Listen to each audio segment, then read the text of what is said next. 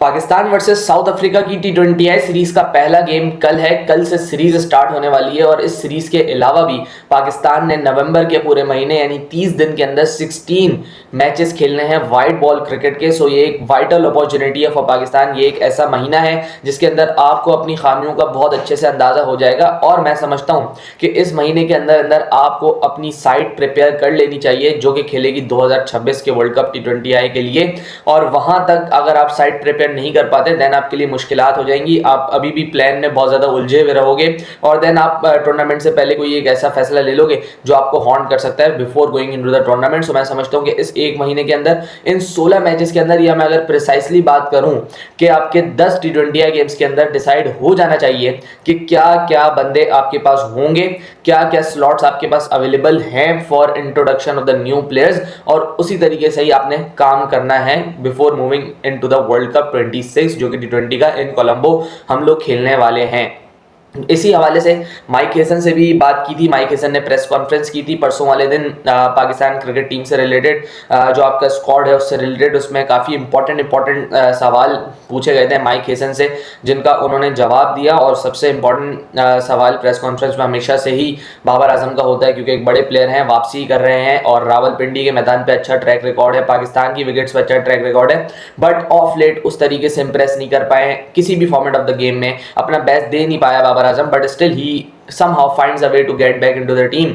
इसी हवाले से सवाल हुआ क्योंकि माइक हेसन ने पिछली प्रेस कॉन्फ्रेंसेस में बार बार ये कहा कि जब हम लोग इंप्रूवमेंट देखेंगे इन बाबर आजम क्रिकेट हम लोग उसको वापस ले आएंगे। हम अगर इंप्रूवमेंट देखते हैं उसके स्पिन गेम में सो हम उसको वापस ले आएंगे, या even in the strike rate अगर हम लोग इंप्रूवमेंट देखते हैं तब जाके उसकी वापसी होगी। But how come Babar Azam is back in the team without playing a single T20 game before his return. So ये कैसे पॉसिबल हुआ, इसके ऊपर बड़ा सवाल उठा क्योंकि जब आप बोलते हो देन आप अकाउंटेबल होते हो अपनी स्टेटमेंट्स के, एंड आप जब उसके खिलाफ कोई काम करते हो देन सवाल तो उठने ही हैं। देन माइक हेसन ने उसके कवर अप में या उसके रिप्लाई में ये कहा कि हमने फ़खर जमान को रेस्ट दिया है, ड्रॉप नहीं किया है, रेस्ट दिया है। हमने उन्हें बोला है कि आप किसी जाके अपने टेक्निकल एस्पेक्ट पे काम करें इन फर्स्ट क्लास क्रिकेट, तभी जाके वो कायदा अज़म ट्रॉफी में आपको दिख भी रहे हैं, वहाँ पे खेल भी रहे हैं, कप्तानी कर रहे हैं। एंड वहाँ पे जब फ़खर जमान की जगह खाली हुई टॉप ऑर्डर में तो हमने सोचा क्यों ना हम बाबर आजम को ट्राई आउट करें क्योंकि वो एक वर्ल्ड क्लास प्लेयर है एंड सो ऑन। इस वजह से उन्होंने अपनी जो कवर अप स्टेटमेंट दी वो इस तरीके से दी कि फ़खर जमान को रेस्ट दिया है, वो हमारे प्लान्स का हिस्सा है। उन्होंने ये बात कही है कि वो हमारे प्लान्स का हिस्सा अभी भी है, वो हमारे प्लान का हिस्सा होना भी चाहिए था, और अगर वो अपने टेक्निकल एस्पेक्ट्स को ठीक करता है और अगर वापसी करता है और परफॉर्मेंस देता है then competition is between Babar and Fakhar. ये बात उनकी स्टेटमेंट से काफ़ी ज़्यादा क्लियर हो चुकी है। सो अगर बाबर आजम इस सीरीज़ में परफॉर्म करते हैं तो शायद फ़खर जमान 11 में जगह ना बना पाए, बट अगर ये सीरीज़ बाबर के लिए ऑफ जाती है एंड फ़खर जमान को कहीं मौका मिलता है एंड वो स्कोर कर देता है देन बाबर के लिए जगह बनाना थोड़ी सी मुश्किल हो जाएगी into the team, which means अभी भी आपके वर्ल्ड कप की टीम डिसाइडेड नहीं है कि कौन खेलेगा कौन नहीं खेलेगा। इसके अलावा एक चीज़ जो बैटिंग ऑर्डर के हिसाब से क्लियर करवा दी है माइक हेसन ने वो ये है कि Babar Azam will be playing one down. उन्होंने अपनी प्रेस कॉन्फ्रेंस में बोला है कि हमें एक ऐसा प्लेयर चाहिए वन डाउन पोजीशन पे जो कि संभाल सके हमारी कश्ती को जब वो डूब रही हो, या एंकर रोल प्ले कर सके इन द शॉर्टेड वर्ड्स। उन्होंने बोला इस हिसाब से हमें वन डाउन के लिए बाबर आजम ज़्यादा सूट कर रहे हैं। एंड जब उनसे एशिया कप की बात भी हुई, एशिया कप फाइनल की भी बात हुई, सो उन्होंने बोला कि हम लोग स्पिन के खिलाफ स्ट्रगल कर रहे हैं जो कि एक चीज़ है हमारे इंप्रूवमेंट साइड की, और इसी वजह से हमें मिडिल ऑर्डर हमारा बहुत अच्छा चाहिए एंड इस वजह से हम लोग बाबर आजम को ट्राई आउट करना चाहते हैं इन दी मिडिल ऑर्डर। सो ये स्टेटमेंट थी विच मींस आपके ओपनिंग पेयर काफ़ी हद तक आपको क्लियर हो चुके हैं, which means Sahibzada Farhan and Saim Ayub will be opening the inning. Saim Ayub की तो बिल्कुल ही ख़राब फॉर्म थी throughout the Asia Cup, कुछ 26-27 रन किए होंगे उन्होंने throughout the Asia Cup और 4 डक्स थे उसके अंदर। सो बहुत ज़्यादा चीज़ें साइम अय्यूब के रिलेटेड भी पूछी जा रही हैं कि क्या उनको कंटिन्यू किया जाएगा सिर्फ और सिर्फ उनकी बॉलिंग की वजह से, या आपने ओपनिंग पे बाबर आजम को लाना है। अगर मैं सोचूं तो Babar should open the innings, क्योंकि आप अगर मिडिल ऑर्डर में बाबर एंड सलमान दोनों साथ खेल गए तो मसले मसाइल होंगे जैसे रिजवान एंड बाबर साथ खेलते थे तब होते थे। सो आपको ये करेक्ट करना है, आपको ये आइडेंटिफाई करना है कि बाबर एंड सलमान अगर एक वक्त पे विकेट पे आ गए तो बहुत ज़्यादा मुश्किलात हो सकती हैं। सो बाबर शुड ओपन, और जो भी बंदा हो, भले वो साइम हो, भले वो उस्मान हो, कोई भी हो, वो वन डाउन खेले। That will be a better option. But Mike Hesson ने फिलहाल के लिए तो यही कहा है कि Babar Azam will be playing as a one down, which means आपका opening player Saim Ayub and Farhan Sahibzada Farhan ये सॉर्टेड हैं। इसके अलावा विकेट कीपर के ऊपर बात हुई कि मोहम्मद हारिस को क्यों ड्रॉप किया गया। सो उन्होंने बोला कि मोहम्मद हारिस वो वाहिद प्लेयर है जिसको खुद आइडेंटिफाई हो चुका है कि उसने सही तरीके से डिलीवर नहीं किया despite thousands of opportunities given to him. उनका 17 का एवरेज इंटरनेशनल भी है, 17 का एवरेज इन डोमेस्टिक भी है, कोई खास फर्क नहीं है और उनको काफ़ी ज़्यादा चीज़ें इंप्रूव करनी है तब जाके वो वापसी करेंगे टीम के अंदर। सो ये एक वाहिद प्लेयर है मोहम्मद हारिस जिसके लिए माइक हेसन ने वर्ड इस्तेमाल किया है ड्रॉप का, बिकॉज ऑफ हिज परफॉर्मेंसेज, और वो चीज़ मोहम्मद हारिस को भी हिमसेल्फ पता है, उनका कहना ये है, तभी जाके अभी मोहम्मद हारिस भी फर्स्ट क्लास क्रिकेट में खेल रहे हैं। इसके अलावा उन्होंने उस्मान खान की बात करते हुए ये कहा कि ये उस्मान खान का inclusion it is not the final कि ये वर्ल्ड कप के लिए जाएगा, but we are trying and testing our squad, our wicket keepers कि कौन स्क्वाड में ज़्यादा फिट इन हो सकता है। और उनका कहना ये है कि हम लोग ज़्यादा उस विकेट कीपर की तरफ देख रहे हैं जो कि मिडिल ऑर्डर में बैटिंग कर सके rather then in the top order, क्योंकि टॉप ऑर्डर में मेरे ख्याल से बाबर एंड फ़खर की ही जंग है, उनमें से ही कोई एक ना एक खेलेगा, या तो बाबर या तो फ़खर। लेकिन उनका कहना यह है कि विकेट कीपर जो भी होगा वो मिडिल ऑर्डर में ही बैटिंग करेगा। सो उसके लिए हम लोग ऑप्शन देख रहे हैं,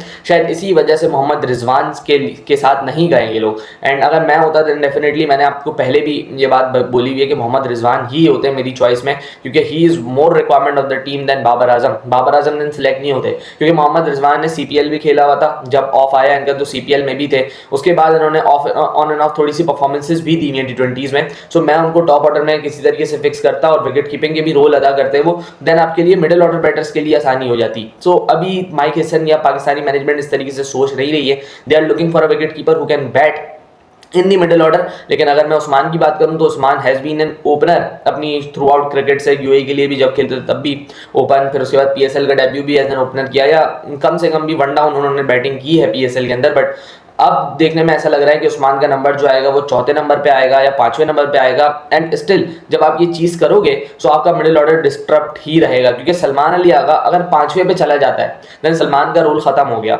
सलमान अली आगा अगर फोर्थ पे खेलता है, अगर 3 नंबर पे खेलता है, देन ही सलमान अली आगा वाइटल है। बट अगर 3 पे बाबर है, देन अगर 4 पे उस्मान है, फिर तो सलमान का रोल ही खत्म हो गया। सलमान का देन फिर कोई काम नहीं दिखता मुझे टीम के अंदर। फिर उसके बाद हसन नवाज को भी आप ड्रैग डाउन करेंगे, हसन नवाज भी 6ठे नंबर पे चला जाएगा बैटिंग करने के लिए। So this will be also चीज़ें हैं ये जो देखनी है माइक हेसन को एज अ कोच कि यार टीम कॉम्बिनेशन क्या बनेगा अगर हम लोग उस्मान खान को लेके आते हैं। सो मोहम्मद रिजवान के साथ अगर टीम बनाएं आप, सो एक बहुत अच्छा कॉम्बिनेशन बन सकता है, क्योंकि मोहम्मद रिजवान एक तो कीपर भी हैं आपके, उसके बाद वो टॉप ऑर्डर में बैटिंग भी कर सकते हैं। सो सलमान का भी नंबर अच्छा हो जाएगा।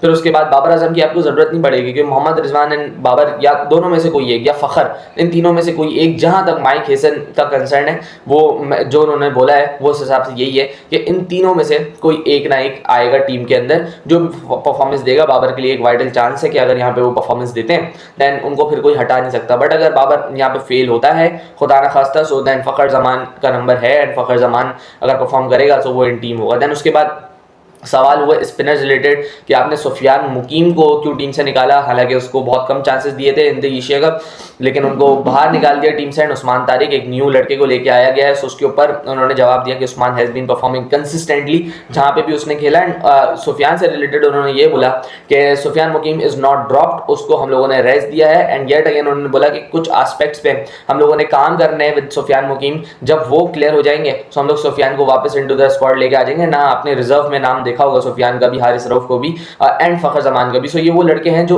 प्लान्स में तो ज़रूर हैं आपके, लेकिन अभी आपने देखना है कि आपकी बेस्ट 15 क्या हो सकती है। एंड मेरे ख्याल से Usman Tariq is not a bad option considering the conditions, considering जो आपको कंडीशंस मिलेंगी इन श्रीलंका, वो बहुत ज़्यादा सूटेबल बॉलर है।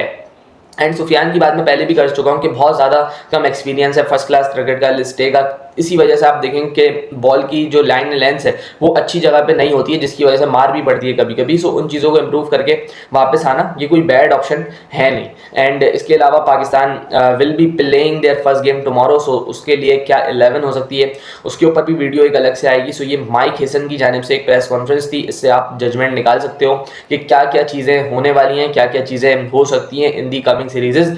माइक हेसन से सवाल भी किया गया कि क्या ये फाइनल स्क्वाड है फॉर 26 वर्ल्ड कप, तो तो उन्होंने बोला नहीं, अभी नहीं, हम लोग अभी भी कुछ चीज़ें ट्राई एंड टेस्ट कर रहे हैं, उसके बाद जाके हम लोग फाइनल स्क्वाड तक या फाइनल चीज़ों तक पहुंचेंगे। सो उसको अभी हमें ध्यान में रखते हुए सारे के सारे गेम्स खेलने हैं, भले वो बाबर हो, भले वो सलमान हो, हर किसी की परफॉर्मेंस इंपॉर्टेंट है। और मैं समझता हूँ अगर 1 महीने के अंदर आप अपनी टीम फाइनलाइज करने के लिए कामयाब हो जाते हो देन आपका स्ट्रॉन्ग चांस है। लेकिन एक टिपिकल पाकिस्तानी अंदाज में अगर क्रिकेट खेलेंगे, एक टिपिकल पाकिस्तानी अंदाज में अगर स्क्वाड सिलेक्शन करेंगे तो शायद अगेन बहुत ज़्यादा अनसर्टेनिटी के साथ इनटू द टूर्नामेंट जाए, जो कि हमें कॉस्ट करती है हर दफ़ा। लेट्स सी कि क्या होता है। कल से पाकिस्तान की सीरीज़ है, रिलेटिवली एक वीकर ओपोनेंट है आपके आगे, क्योंकि इतनी बड़ी कोई साइड है नहीं।